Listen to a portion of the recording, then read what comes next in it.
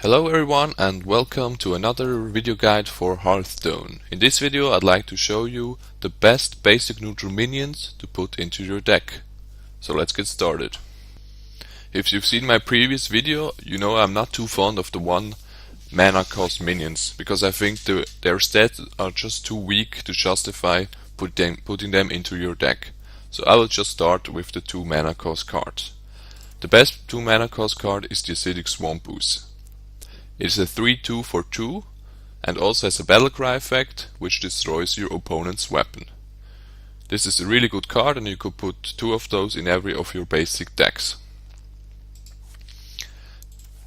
The second best is the Bloodfin Raptor. It has the same stats as the Acidic Swampooze, just without the battlecry effect.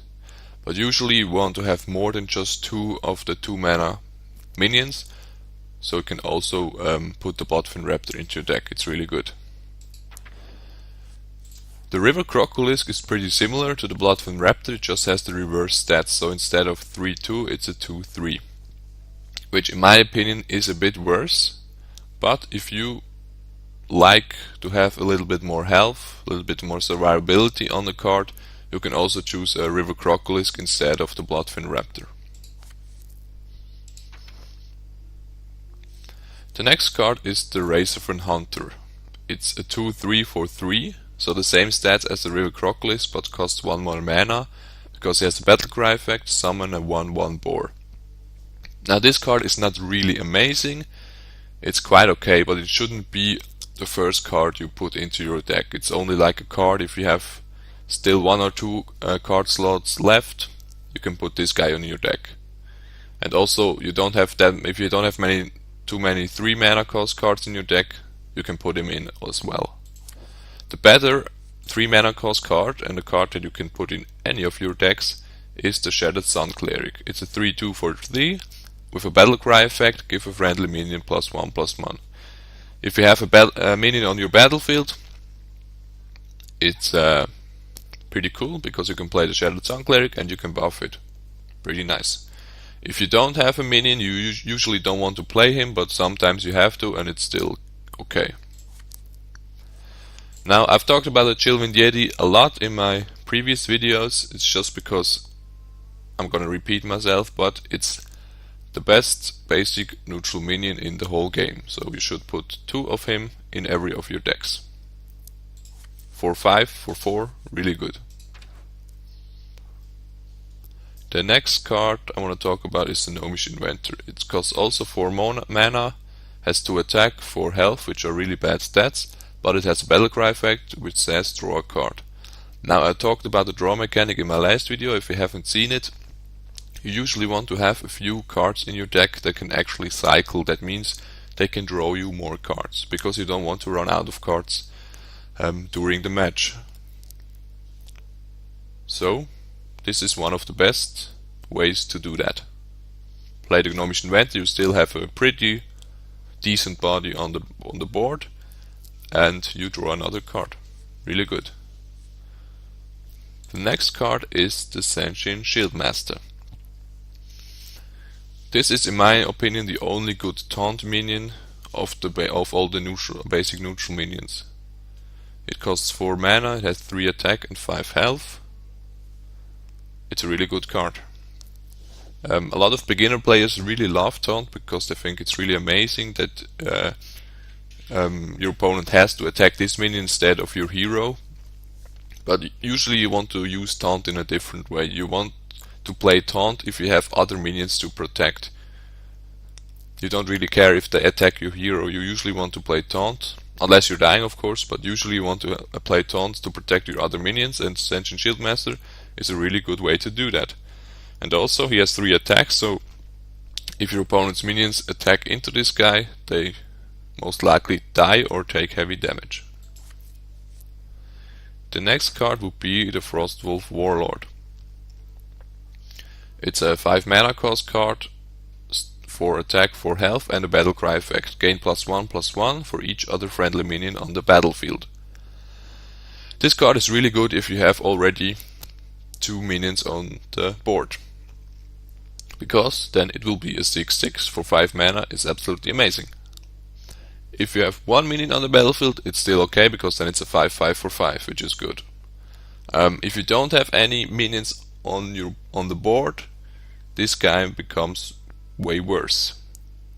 Now, Frostwolf Warlord is really good in Shaman and Paladin decks, because with their hero power they can actually summon minions on the board, so they tend to have more minions on the board than other classes.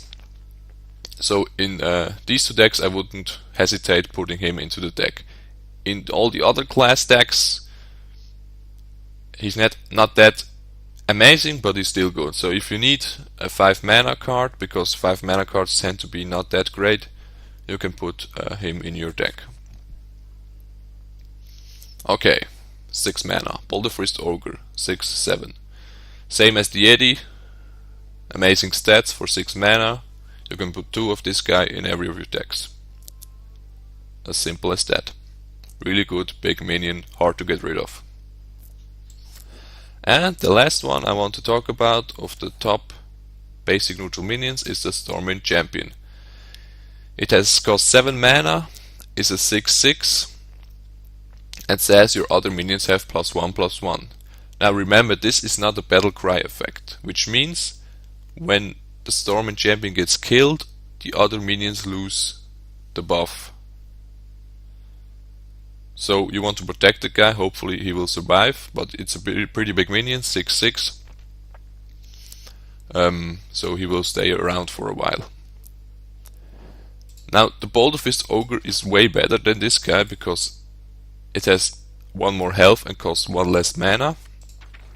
But again, in decks that tend to have a lot of minions, like for example Shaman and Paladin, the Stormwind Champion is really great. So in Shaman and Paladin I would put him into the deck. You can put him as well as the Boulderfist Ogre in.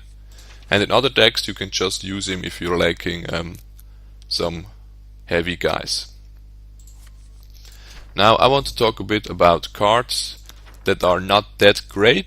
I wouldn't consider the best basic neutral minions, but can still be used. For example, if you just have a few card slots left, if you have not enough of the class specific cards, because maybe you're not at level 10 yet at that class. So you can still put those in your deck, but then they're not really great, but they can still be useful. The first is the Murloc Tidehunter. It's 2/1 for 2. Summon a 1/1 Murloc Scout. It's quite an okay card. You can use it, not amazing. The next one is the Novice Engineer. It's 2 mana for a 1/1. Battlecry, draw a card. Now this is just a card that cycles your deck. The card itself, the minion it plays on the field, is not good. It's considered really terrible actually. 1/1 is totally useless in most situations. But it draws you another card, so this card could easily could be a spell that says draw a card. It's a bit better than that, but yeah. It just cycles your deck. So if you don't know what to put into your deck because you think there's not any other good cards, you can put the Novice Engineer and just pretty much lower your deck from 30 cards to 28, because it's just here to cycle. Now if you're playing as a mage or maybe a rogue and you want to have some spell damage in your deck because you use a lot of damage spells,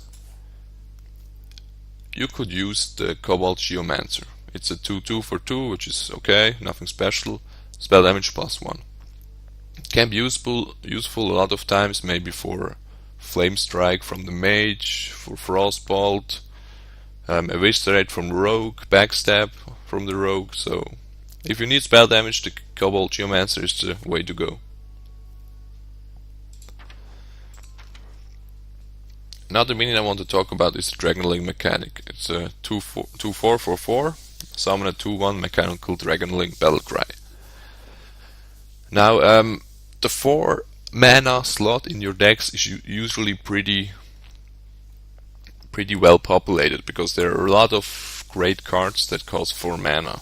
So usually you don't really need more 4 mana cost cards, but if you do, the Dragonling Mechanic is the way to go. It has the same stats as the Gnomish Inventor, and summons a 2/1 which you can use to kill something off, but most of the time it will just die to a hero power.